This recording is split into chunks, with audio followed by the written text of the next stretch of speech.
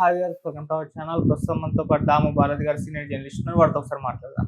Sir నమస్కారం. Sir sir నిన్న కసిరెడ్డి ఎయిర్పోర్ట్లో అరెస్ట్ చేసినట్టుగా వార్తలు అయితే వినిపిస్తున్నాయి సార్. అటు విజయసాయి రెడ్డి సీరియస్గా ఇష్యూని తీసుకొని వైసీపీ నేతల్ని ఇరికించే ప్రయత్నం చేస్తున్నట్టు కూడా తెలుస్తుంది. అండ్ ఈ అరెస్ట్ నేపథ్యంలో ఆయన ఇంకో ట్వీట్ చేశారని కూడా చెప్తున్నారు. మరి ఆ ట్వీట్లో ఏముంది, దీనికి సంబంధించి మరి ఏం జరిగే అవకాశం ఉంది సార్?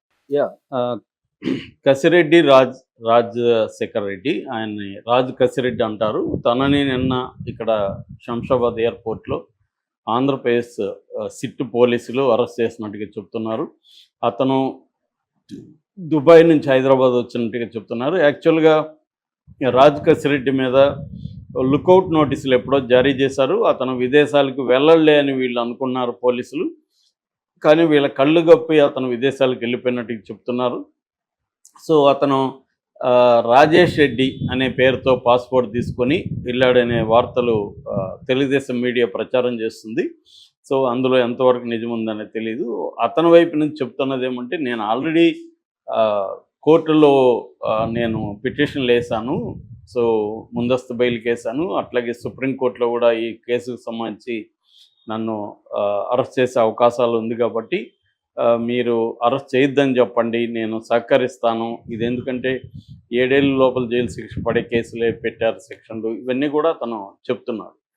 సో అందువల్ల కోర్టులు అనుకూలంగా ఇవ్వలేదు కాబట్టి మా నాన్నని తీసుకెళ్ళి విచారిస్తున్నారు. మా ఇంట్లో వాళ్ళ మీద ఇళ్లలో దాడులు చేశారు, ఇళ్లలో వాళ్ళని హరాస్ చేస్తున్నారు కాబట్టి నేను కోఆపరేట్ చేద్దామని, విచారణకు హాజరవుదామని దుబాయ్ నుంచి ఎయిర్పోర్ట్కి వచ్చాను.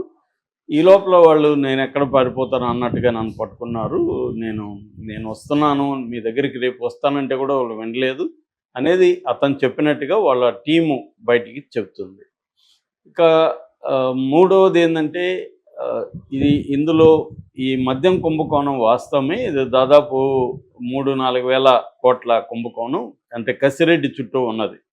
కసిరెడ్డి, మిథున్ రెడ్డి, ఇంకొంతమంది నా ఇంట్లోనే 2 సార్లు సమావేశం అయ్యారు. దీనికి కర్త కర్మ క్రియ కసిరెడ్డి అనేది విజయసాయి రెడ్డి చెప్తున్నాడు. విజయసాయి రెడ్డి లేటెస్ట్గా ఒక పోస్ట్ పెట్టాడు. అందులో ఏంటంటే, మద్యం కుంభకోణంలో నేను విజిల్ బ్లోయర్ని మాత్రమే, నాకు ఈ కుంభకోణానికి ఏ సంబంధం లేదు. ఇందులో దొరికిన దొంగలు, దొరకని దొంగలు కొంతమంది ఉన్నారు, వాళ్ళు నా మీద విమర్శలు చేస్తున్నారు. నేను మొత్తం బయట పెడతాను, దీన్ని కంప్లీట్గా దీన్ని బయట పెట్టి అరెస్టులు చేయిస్తాను. దీంట్లో బిగ్ బాస్ కూడా ఒక అతను ఉన్నాడు అనేది అతను చెప్పాడు. సో ఇందులో బిగ్ బాస్ ఎవరు? జగన్ అనే విషయం అందరికీ తెలుసు.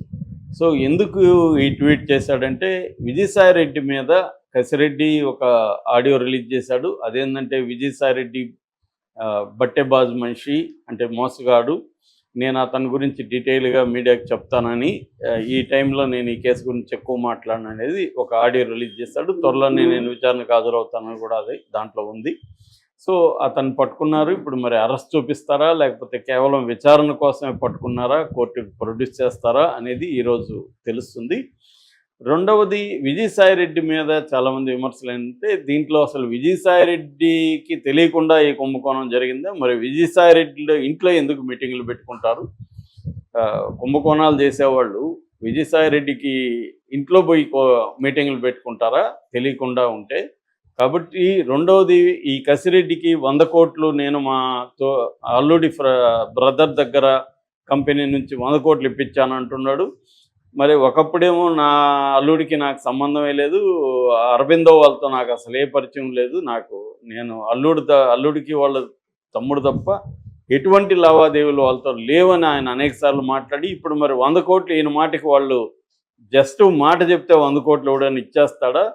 ఇదంతా ఏంటంటే, ఆయన ఎస్కేప్ కావడం కోసం, ఆయన కుంభకోణాల నుంచి కేసులను తప్పించుకోవడం కోసం బీజేపీలో చేరుతూ, దానికి ప్రతిఫలంగా వైసీపీని బదనాం చేసి వైసీపీ వాళ్ళ మీద కేసులు పెట్టి జగన్ని ఇరికిచ్చే ప్లాను ఈయన చేస్తున్నాడు. నిజానికి కోటరీ అంటున్నాడు. ఒకప్పుడు ఈయనే కదా కోటరీ. ఈయన ఉన్నప్పుడు కోటరీ అనేక మందిని ఇబ్బందులు పెట్టలేదా? ఈయన వల్లే కదా మైసూరారెడ్డి లాంటి వాళ్ళు కూడా వైసీపీని వదిలి వెళ్ళిపోయారు. సో అసలు ఇతన్ని ఒక చార్టెడ్ అకౌంటెంట్గా ఉన్న వ్యక్తిని తీసుకొచ్చి జగన్ నెంబర్ 2 పొజిషన్ ఇచ్చి ఇతనికి 2 సార్లు రాజ్యసభ సభ్యత్వం ఇప్పించి మోడీతో అమిత్ షాతో ఎప్పుడు చూసినా టచ్లో ఉండేట్టుగా క్రియేట్ చేసి ఈ స్థాయికి తీసుకెళ్ళింది ఎవరు? జగను. లేకపోతే ఇతని పరిస్థితి ఏంటి? ఒక సీఏగానే మిగిలిపోవాల్సిన వ్యక్తి ఇతను. సో అతన్ని జగన్ ఇలాగా తల మీద పెట్టుకోవడం జగన్ తప్పు. ఎవరినంటే వాళ్ళని ఇలా తెచ్చిపెట్టుకోవడం, వాళ్ళు ఇతనికి ఏకై మీకై కూర్చోవడం అనేది జగన్ చేస్తున్న తప్పు అనేది చాలామంది విమర్శిస్తూ పోస్టులు అంటే వైసీపీ అభిమానులే పెడుతున్నారు. అంటే క్లియర్గా విజయసాయిరెడ్డి ఒకప్పుడు నన్ను పైన పెట్టుకున్నాడు, తర్వాత పక్కన పెట్టాడు అన్న ఒక కోపంతోనే విజయసాయిరెడ్డి బయటకు వచ్చి జగన్ మీద, వైసీపీ నాయకుల మీద కక్ష తీర్చుకునే కార్యక్రమం చేస్తున్నాడు తప్ప ఇందులో ఆయన ప్రజలకు మేలు చేసే కార్యక్రమం లేదు. మరి నువ్వు ఇన్ని రోజులుండి నీకు తెలియదా? ఇప్పుడు ఎందుకు బయటికి ఇవన్నీ పెడుతున్నావు అంటే క్లియర్గా కేసుల నుంచి ఎస్కేప్ కావడం కోసం.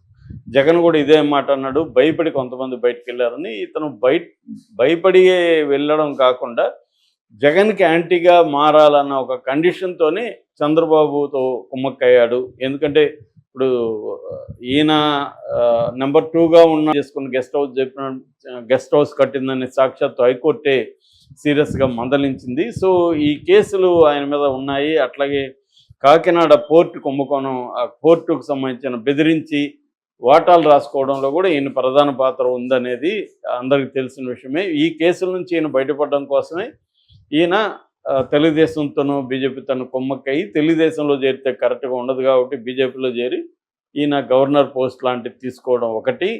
రెండవది ఈయన జగన్కి యాంటీగా చేసే కార్యక్రమం. నిజంగా ఆయన రాజకీయాల నుంచి విరమించుకొని నేను వ్యవసాయం చేసుకుంటాను అనుకునే వాడికి ఇవన్నీ అనవసరం. ఒకవేళ ఏదైనా ఉంటే సిఐడితో పిలిస్తే వాళ్ళ దగ్గర పోయి మాట్లాడి రావాలి, కానీ దాన్ని మీడియా ముందుకు తీసుకొచ్చి ఇవన్నీ ఎందుకు చెప్తున్నాడంటే ఆయనకు ఒక హిడెన్ అజెండా ఉంది అన్న విమర్శలు అయితే బలంగా వస్తున్నాయి. సో ఇది నెక్స్ట్ లెవెల్కి ఎక్కడికి వెళ్తుంది? ఇది జగన్ వరకు వెళ్తుందా? ఎందుకంటే ఆయనైతే చాలా సీరియస్గా ఉన్నట్టు తెలుస్తుంది. కసిరెడ్డి దగ్గర స్టార్ట్ చేసి ఇది జగన్ వరకు తీసుకెళ్లే ఒక ప్లాన్ అయితే కనిపిస్తుంది. సో ఇప్పుడు కసిరెడ్డిని గట్టిగా గ్రిల్ చేసే అవకాశం ఉంది. ఎందుకంటే కొత్త బ్రాండ్లు పెట్టించడం, ఆ బ్రాండ్లకి కోటాలు ఎక్కువ ఇప్పించడం, ఇవన్నీ కూడా కసిరెడ్డి చూసుకున్నాడు. ఈయన ఆధ్వర్యంలోనే అవన్నీ జరిగాయి. సో కసిరెడ్డి ద్వారానే డబ్బులు వెళ్ళింది. దాదాపు 3,000 కోట్ల పైన కసిరెడ్డి ఆర్గనైజ్ చేశాడు. కాబట్టి ఇదంతా కూడా హవాలా.